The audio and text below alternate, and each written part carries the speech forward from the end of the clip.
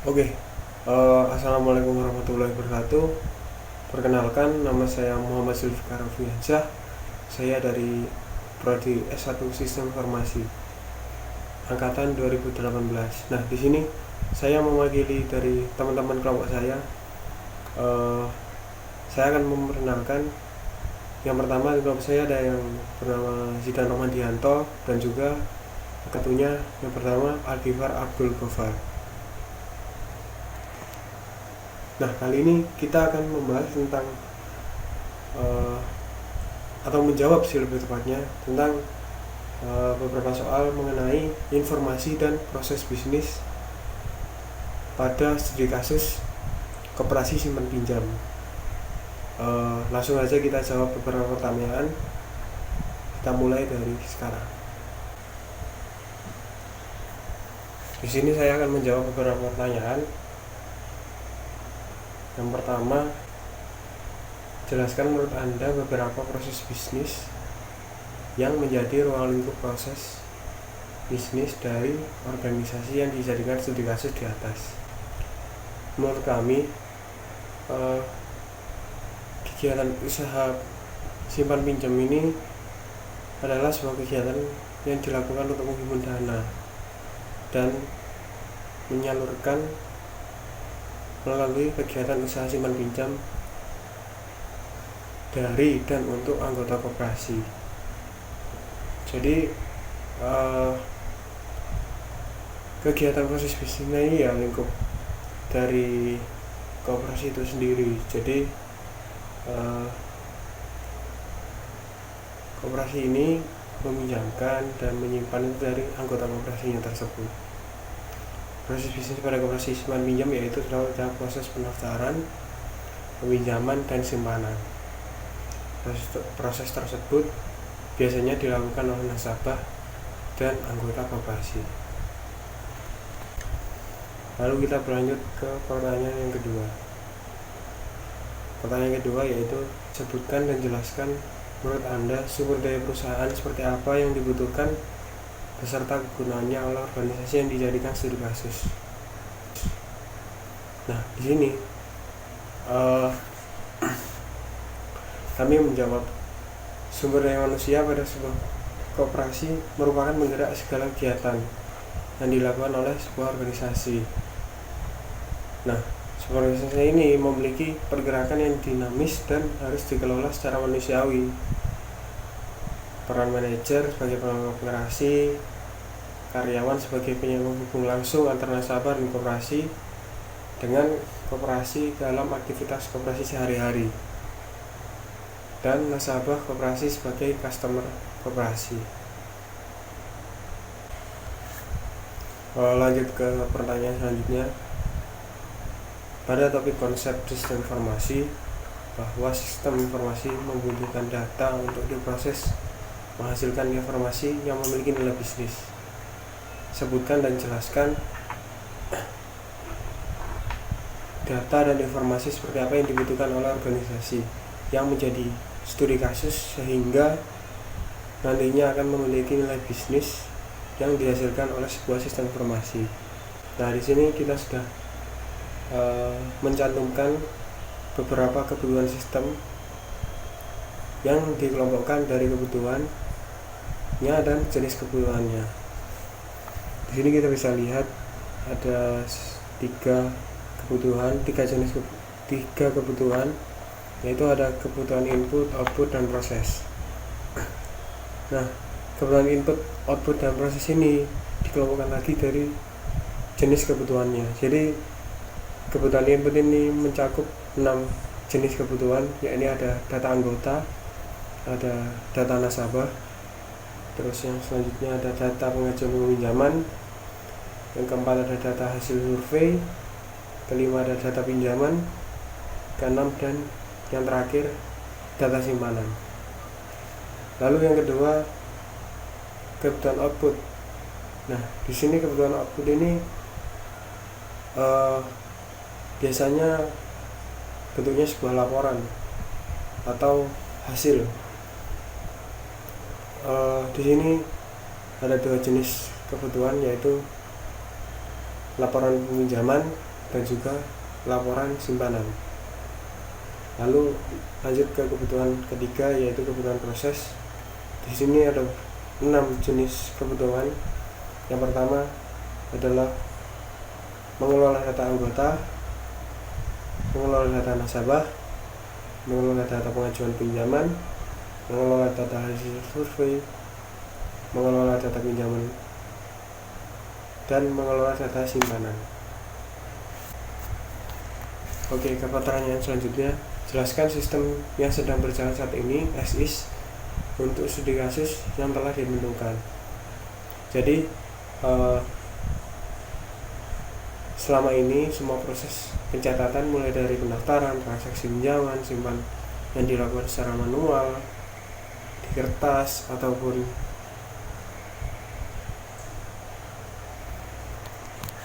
jadi selama ini semua proses pencatatan mulai dari pendaftaran, transaksi peminjaman, dan simpanan dilakukan secara manual di kertas. Selama ini pengecekan data-data terkait transaksi simpan pinjam juga dilakukan dengan membuka berkas atau membuka catatan karyawan yang sudah terkumpul atau tercatat di bidang administrasi. Jadi di sini peran dari teknologinya masih belum seberapa terlihat karena dalam pencatatan atau pembukuannya mereka masih menggunakan manual atau dengan kertas. Lalu di sini saya akan menjelaskan flow map as is yang terdapat pada sistem yang sedang berjalan saat ini. Nah, di sini kita bisa lihat ada 2 flow map. Di sini kita dapat melihat terdapat flow map dari pendaftaran anggota. Di sini saya akan menjelaskan alurnya dari flow map tersebut. Di sini saya akan menjelaskan dari alur pendaftarannya. Yang pertama dimulai dari calon anggota atau calon nasabah. Nah, calon anggota atau calon nasabah ini datang ke lokasi koperasi. Lalu karyawan memberikan formulir pendaftaran kepada calon anggota tersebut.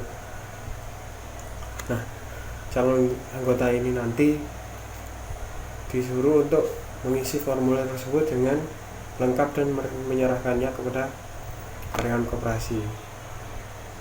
Nah, selanjutnya karyawan koperasi akan mencatatnya dan mencatatnya ke dalam buku administrasi, dan catatan tersebut disimpan ke dalam arsip administrasi. Nah, dari data yang diterima,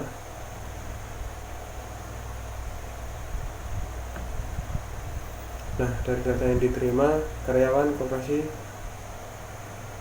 membuat kartu anggota dan menyerahkannya kepada anggota tersebut.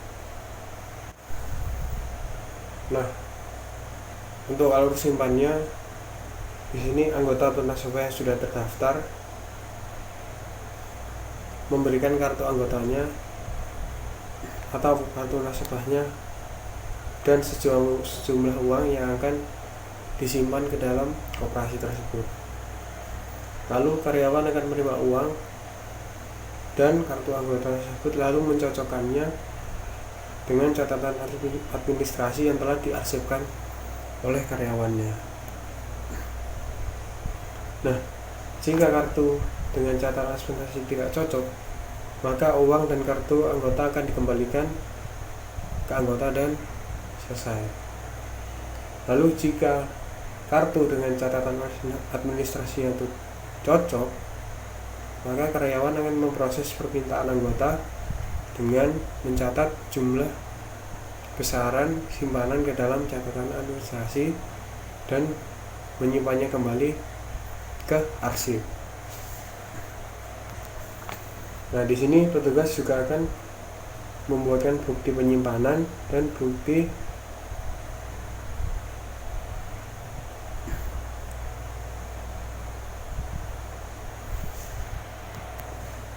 dan juga kartu anggota dari nasabah tersebut, dan diberikan kepada anggota untuk mengakhiri dari proses transaksi yang dilakukan. Lalu di sini kita berlanjut ke flow map yang ketiga, yakni alur dari peminjaman anggota atau nasabah. Jadi di sini mula-mula anggota atau nasabahnya memberikan kartu anggota atau kartu nasabah kepada karyawan disertai dengan persyaratan peminjaman yang sudah ditetapkan oleh pihak koperasi. Lalu karyawan memberikan arsip atau mengambil arsip atau catatan administrasi dan mencocokkannya dengan kartu anggota yang sudah diterima. Nah, di sini jika data tidak cocok, maka kartu dan persyaratan akan dikembalikan kepada anggota tersebut dan proses dibatalkan. Nah, jika cocok, maka karyawan akan memberikan formulir pengajuan peminjaman dan memberikan formulir tersebut ke anggotanya untuk diisi.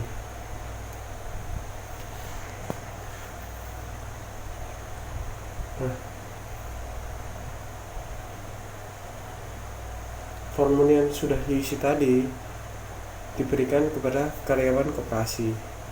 Lalu karyawan akan melakukan pengarsipan kepada formulir tersebut dan melakukan proses survei untuk melakukan cek apakah data dari anggota tersebut itu sudah benar apa belum.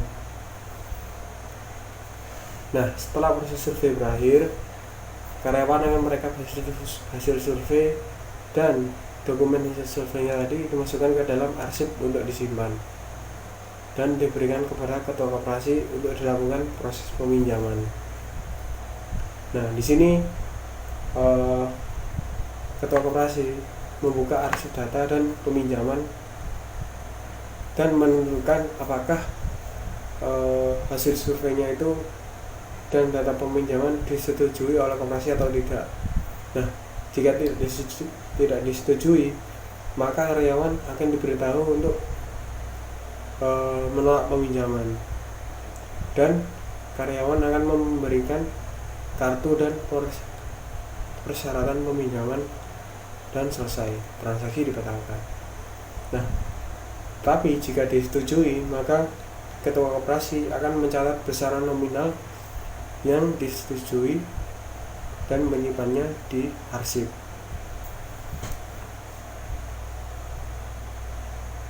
Lalu karyawan memberikan dokumen mengenai beberapa biaya yang disetujui untuk diminjamkan dan menyampaikannya ke anggota yang membutuhkan tadi atau yang meminjam,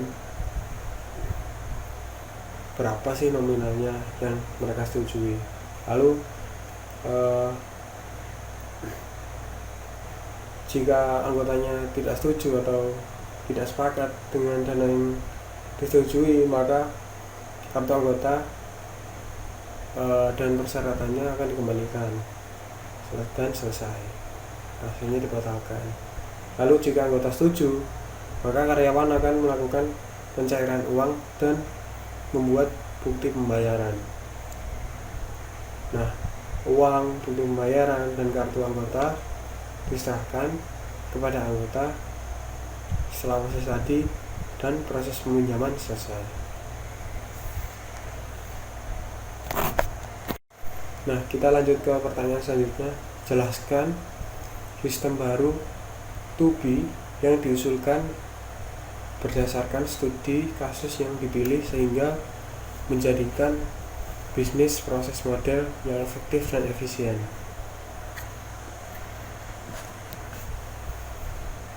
Nah, di sini kami menjawab, dengan adanya masalah seperti ini, semua proses pencatatan dimulai dari pendaftaran, transaksi peminjaman, dan simpanan dilakukan secara manual di kertas. Dan juga selama ini pengecekan data-data yang terkait dengan transaksi simpan pinjam juga dilakukan dengan membuka berkas atau membuka catatan administrasi yang sudah tercatat sebelumnya. Maka dari itu dibutuhkan perancangan sebuah aplikasi yang dapat membantu karyawan administrasi untuk melakukan proses pencatatan yang cepat dan akurat secara komputerisasi. Jadi di sini peran teknologi sudah sangat diharapkan dapat membantu proses dari administrasi tadi menjadi lebih efektif dan efisien. Nah, kita bisa lihat dari flowmap pendaftaran anggota. Kita lihat di flowmap sebelah kiri, dimulai dari calon anggota atau nasabah yang datang ke lokasi koperasi. Lalu karyawan akan memberikan formulir pendaftaran kepada calon anggota. Nah, nanti calon anggota tersebut akan mengisi formulir dengan lengkap dan menyerahkannya ke karyawan koperasi. Lalu karyawan koperasi akan melakukan input data sesuai dengan dokumen yang diberikan dari calon anggota dan menyimpan datanya tersebut ke dalam database program. Jadi data yang sudah diterima akan disimpan ke dalam database. Nah, data yang telah diinput akan dicetak dan menjadi kartu anggota. Nanti kartu anggotanya akan diserahkan kepada anggota tersebut dan transaksi selesai. Nah, lalu lanjut ke flowmap simpanan anggota atau nasabah. Nah, untuk alur penyimpanannya nanti bermula dari anggota atau nasabah yang telah terdaftar akan memberikan kartu anggota dan sejumlah uang akan disimpan ke dalam koperasi. Lalu karyawan akan menerima uang dan kartu anggotanya dan memasukkan nomor anggota. Nah, karyawan akan menerima uang dan kartu anggota dan memasukkannya ke dalam program untuk melakukan kecocokan. Nah, nanti program akan melakukan otomatisasi apakah data ini cocok atau tidak. Nah, apabila data tidak ditemukan dengan program atau tidak cocok, maka kartu akan dikembalikan beserta uangnya dan transaksinya selesai. Nah, tetapi jika kartu dan datanya cocok, maka database akan menampilkan data dari anggota tersebut. Selanjutnya, karyawan akan melakukan input data simpanan yang diajukan oleh anggota dan menyimpan data tersebut ke dalam database. Nah, dari data yang diinput akan dilakukan proses cetak untuk melakukan bukti simpanan. Nah, bukti penyimpanan dan kartu anggota akan diserahkan ke anggota dan proses simpan selesai. Kita beranjak ke alur peminjaman. Nah, di sini kita bisa melihat flowmap dari peminjaman anggota atau nasabah. Nah, di sini alur peminjamannya bermulai dari anggota atau nasabah yang sudah terdaftar akan memberikan kartu anggota atau kartu nasabahnya kepada karyawan disertai dengan persyaratan peminjaman. Nah, karyawan koperasi akan memasukkan ID anggota dan database akan menampilkan data anggota tersebut. Jika data tidak cocok, maka proses akan dibatalkan atau selesai. Nah, tetapi jika datanya cocok, maka karyawan akan memberikan formulir pengajuan peminjaman dan menyerahkannya kepada anggota untuk diisi. Lalu setelah formulirnya diberikan, maka formulirnya akan diisi oleh anggota dan formulir yang sudah diisi tadi akan diberikan kepada karyawan. Nah, setelah itu karyawan akan melakukan input data dan pengajuan sesuai dengan database, dan selanjutnya akan melakukan survei. Nah, setelah survei tersebut berakhir, karyawan akan melakukan penginputan hasil survei ke dalam database dan memberikan data tersebut kepada ketua koperasi. Nah, dan kembali ke halaman sebelah kiri. Nah, lalu ketua koperasi akan membuka database peminjaman anggota dan menentukan apakah peminjaman tersebut disetujui atau tidak. Nah, jika database tersebut ketua koperasi akan membuka database pinjaman anggota dan menentukan apakah pinjaman tersebut disetujui atau tidak. Nah, jika peminjaman tersebut tidak disetujui, maka pihak dari koperasi akan menolak dan mengembalikan barang yang sudah diberikan tadi. Contoh seperti kartu anggotanya akan dikembalikan dan proses selesai. Nah, jika disetujui, maka ketua koperasi akan melakukan input data peminjaman yang sudah disetujui dan akan menyimpannya kembali ke database, sehingga karyawan akan ditampilkan data pinjaman yang disetujui dan memberitahu kepada anggota bahwa peminjamannya tersebut disetujui, dan karyawan akan memberikan anggota jumlah nominal yang akan disetujui. Nah, jika anggota tersebut tidak setuju dengan nominal yang telah diajukan oleh karyawan, maka kartu akan dikembalikan dan peminjamannya dibatalkan, lalu selesai. Nah, jika anggotanya setuju dengan nominal yang ditawarkan oleh karyawan, maka karyawan akan melakukan pencairan dana dan mencetak bukti pembayaran. Nah, uang, bukti pembayaran, dan kartu anggota akan diserahkan kepada anggota, lalu proses selesai. Mungkin itu saja yang bisa saya sampaikan mengenai informasi dan proses bisnis dengan studi kasus koperasi simpan pinjam. Mungkin itu saja dari kelompok kami.